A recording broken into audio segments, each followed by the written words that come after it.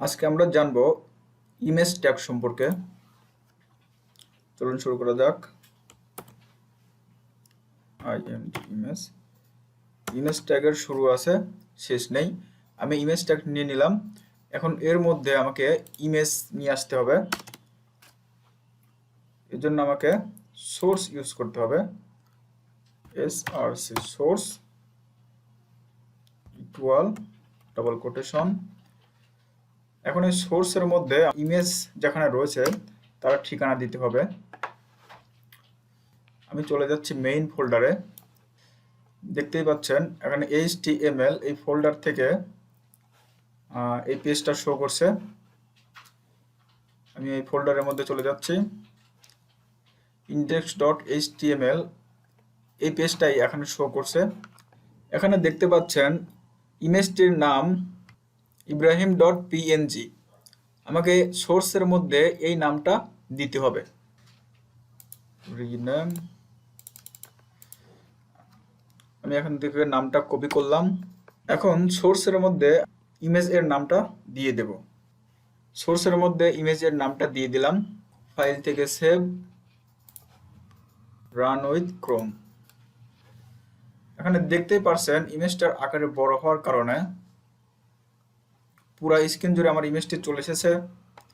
আপনারা যদি ইমেজ এর সাইজ ছোট বড় করতে চান তাহলে সেজন্য আপনাকে লিখতে হবে ইমেজের হাইট এবং ওয়াইড ঠিক করতে হবে। এখানে লিখতে হবে হাইট, হাইট ইকুয়াল, হাইট আমি দিব 300। স্টাইল না ইউজ করে সরাসরি এভাবে হাইট লিখলে পিক্সেল দিতে হয় না। আমি এখন আউটপুটে যাই, save, run with Chrome. So দেখতেই পাচ্ছেন আমাদের ইমেজটি ছোট হয়ে গেছে এবং 300 পিক্সেল আকারে। এখন আমি যদি ওয়াইড বাড়াতে চাই, অর্থাৎ প্রশস্তর দিক দিয়ে বাড়াতে চাই, তাহলে আমাকে লিখতে হবে ওয়াইড, WIDTH, ওয়াইড। এখানে ইংরেজিতে যে আমরা লিখি WEIDTH সেরকম হবে না, কম্পিউটারের ভাষা অনুযায়ী WIDTH হবে। এরপর ইকুয়াল ডাবল কোটেশন। যদি আমি এখানে 400 পিক্সেল করে দেই, ফাইল থেকে save, run with Chrome. So দেখতেই পাচ্ছেন আমাদের ইমেজ এর ওয়াইড বেড়ে গেছে। আমি 400 না দিয়ে 200 করতে যাচ্ছি। ফাইল থেকে save, run with Chrome. So দেখতেই পাচ্ছেন এখানে হাইট 300 এবং ওয়াইড 200 পিক্সেল। পিক্সেল না দিলেও এখানে হবে। এভাবে আপনারা ইমেজের হাইট ওয়াইড নির্ধারণ করতে পারবেন এবং সোর্সের মাধ্যমে ইমেজ এখানে নিয়ে আসতে পারবেন। আমি আরেকটা বিষয় আপনাদের দেখাতে যাচ্ছি। আমি চলে যাচ্ছি আমাদের মেইন ফোল্ডারে।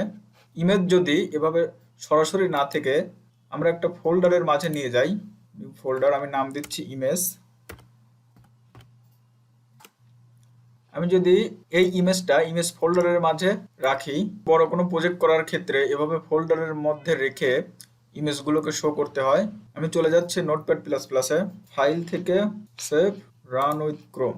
এখন দেখতে পাচ্ছেন আমাদের ইমেজটি কিন্তু শো করছে না। তার কারণ হচ্ছে আমরা এখানে সোর্সে যে নামটা লিখেছি সেই নাম অনুযায়ী ইমেজটা এখানে আসছে না। আমরা যেহেতু একটা ফোল্ডারের মাঝে ইমেজটা লিখেছি সেজন্য ফোল্ডারের নামটা দিতে হবে। ফোল্ডারের নাম দিয়েছিলাম আমরা ইমেজ। এখানে ইমেজ লিখতে হবে /ibrahim.png। সো কোনো ইমেজ যদি ফোল্ডারের মধ্যে থাকে প্রথমে সেই ফোল্ডারের নাম দিতে হবে, তারপরে ইমেজের নাম দিতে হবে। এভাবে আপনারা সোর্সের মাধ্যমে যে কোনো ইমেজ নিয়ে আসতে পারবেন। এবার আমি দেখিয়ে দিচ্ছি গুগল থেকে যে কোনো ইমেজ আপনারা যেভাবে ব্যবহার করবেন। গুগলে চলে যাবেন, আমি সার্চ দিচ্ছি বিউটিফুল আইল্যান্ড। আমি এই ইমেজটা ব্যবহার করতে চাচ্ছি। এই ইমেজের উপরে গিয়ে মাউসের ডান বাটনে ক্লিক করবেন। এরপরে নিচে চলে আসবেন, নিচে এসে দেখবেন যে কপি ইমেজ অ্যাড্রেস।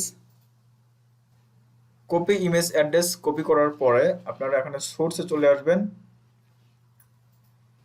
সোর্সে এসে পেস্ট করে দিবেন। গুগল থেকে যে ইমেজটা এনেছি সেই ইমেজের কপি ইমেজ অ্যাড্রেস হচ্ছে এটা, সোর্সের মধ্যে বসিয়ে দিলাম। এখন ফাইল থেকে save, run with Chrome. So দেখতেই পাচ্ছেন আমাদের ইমেজটি সম্পূর্ণভাবে ওয়েব পেজে শো হচ্ছে। ইমেজ ট্যাগের আরেকটি গুরুত্বপূর্ণ বিষয় হচ্ছে, আপনি যখন ইমেজ ট্যাগ লিখবেন অবশ্যই ইমেজ এর নাম দিতে হবে, যে কোনো নাম দেওয়া যাবে। সেজন্য আপনাকে alt equal double quotation, alt equal double quotation এর মাঝে আপনার পছন্দ অনুযায়ী যে কোনো নাম দিতে হবে।